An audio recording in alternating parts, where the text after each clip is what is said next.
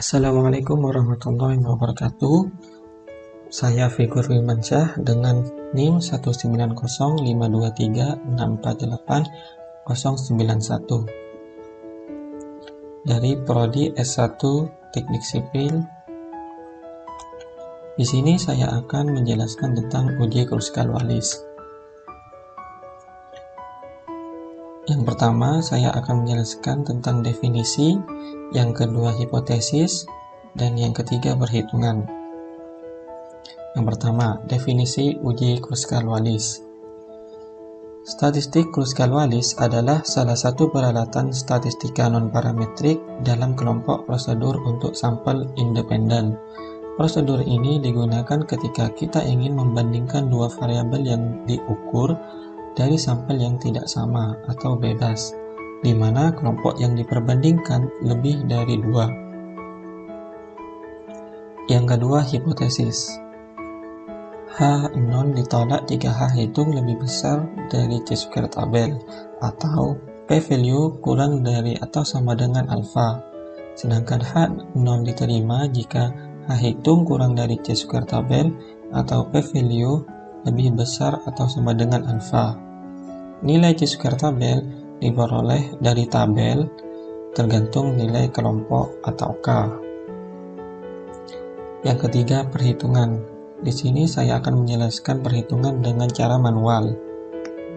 Rumus uji Kruskal-Wallis adalah H sama dengan 12 per N dikali N plus 1 dikali RI kuadrat dibagi NI dikurangi 3 dikali N plus 1, di mana N sama dengan jumlah sampel, RI sama dengan jumlah peringkat pada kelompok I, NI sama dengan jumlah sampel pada kelompok I, dan K sama dengan banyak kelompok yang diteliti. Berikut adalah tabel Chi-square. Contoh soal. Untuk membandingkan tingkat keefektifan dari 3 macam metode diet, maka sebanyak 22 orang mahasiswi yang dipilih dari suatu universitas dibagi ke dalam 3 kelompok, yang mana masing-masing kelompok mengikuti program diet selama 4 minggu, sesuai dengan metode yang telah dibuat. Setelah program diet berakhir, maka diperoleh banyaknya berat badan yang hilang dalam kilogram dari mahasiswi-mahasiswi tersebut sebagai berikut.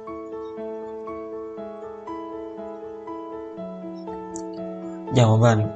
Yang pertama, kita menentukan hipotesis, yaitu H0 sama dengan tingkat keefektifan dari ketiga metode diet adalah sama, dan H1 adalah tingkat keefektifan dari ketiga metode diet adalah tidak sama. Kemudian, ranking. Untuk menentukan peringkat atau ranking, yaitu dengan cara mengurutkan data sampel dari yang terkecil ke yang terbesar. Untuk nilai yang sama, menentukan peringkatnya adalah dengan cara mencari rata-ratanya. Berikut adalah peringkat dari data tersebut.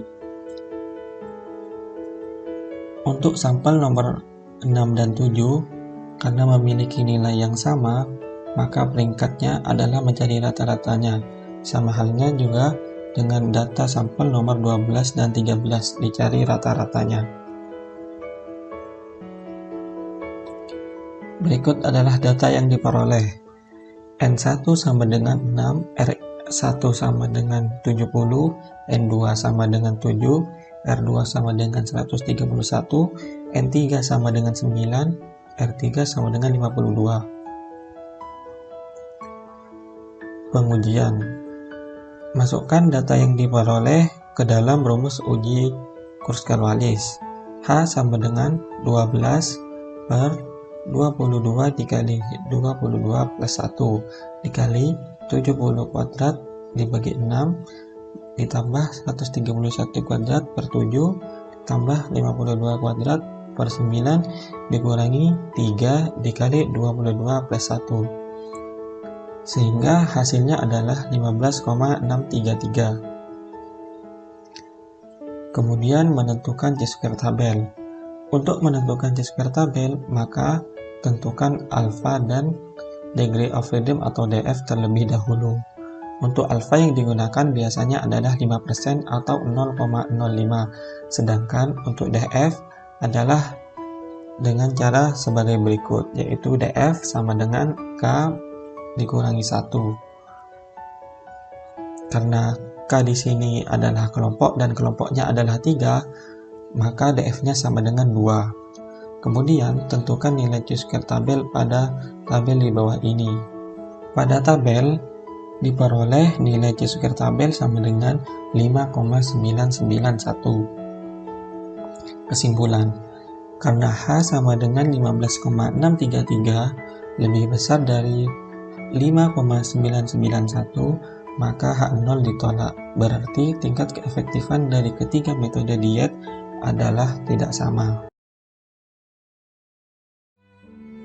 Berikut adalah contoh soalnya. PT Sinar selama ini memproduksi 3 buah baterai dengan merek A, B, dan C. Manajer produksi ingin mengetahui apakah ada perbedaan mutu produk yang nyata di antara ketiga merek tersebut. Untuk itu diambil sejumlah sampel tertentu dari masing-masing merek baterai. Kemudian diukur masa hidupnya menyalakan alat yang sama hingga mati. Kemudian masukkan kategori data pada variabel view. Beri nama pada data yang akan kita masukkan.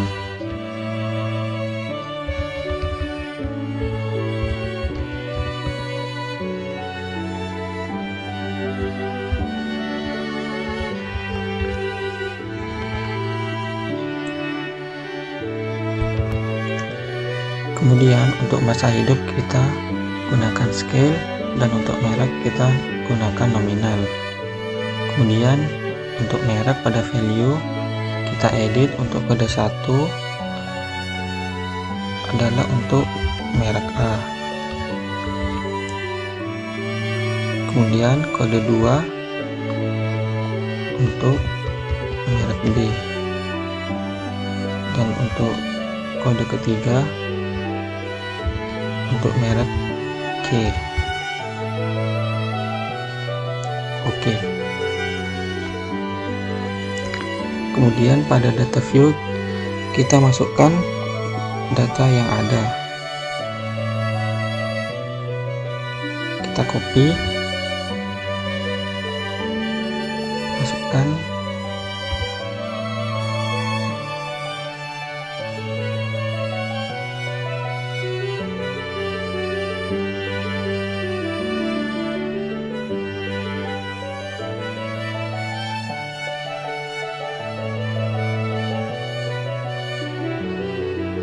Kemudian pada kolom merek kita masukkan sesuai pada mereknya. Untuk 1 merek A, untuk 2 merek B, dan untuk 3 merek C.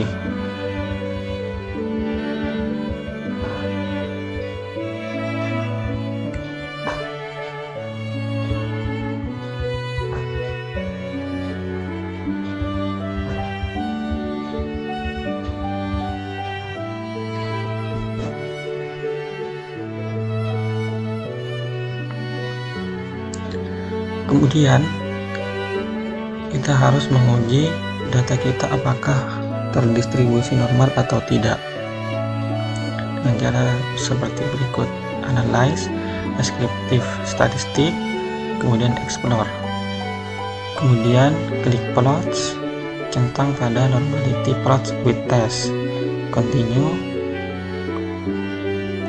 masukkan data masa hidup pada dependent list dan merek pada factor list. Oke.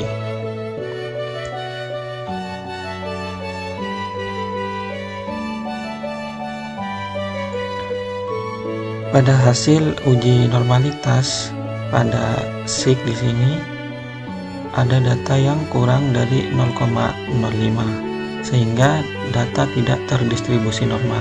Maka dari itu alternatifnya adalah menggunakan uji Kruskal-Wallis. Untuk menguji Kruskal-Wallis adalah klik Analyze, Non-Parametric Test, Legacy Dialogs, dan K Independent Samples. Masukkan masa hidup pada test variable list dan merek pada grouping variable. klik define range minimum 1 dan maksimum 3, karena di sini kita menggunakan 3 kelompok. Centang pada Kruskal-Wallis-A, kemudian klik OK. Pada hasil uji Kruskal-Wallis test, p-value di sini yaitu asymmetric 0,198, yaitu lebih besar dari 0,05. Maka kesimpulannya tidak ada perbedaan yang signifikan di antara masa hidup ketiga merek baterai tersebut. Baik, itulah yang dapat saya sampaikan. Kurang lebihnya mohon maaf. Wassalamualaikum warahmatullahi wabarakatuh.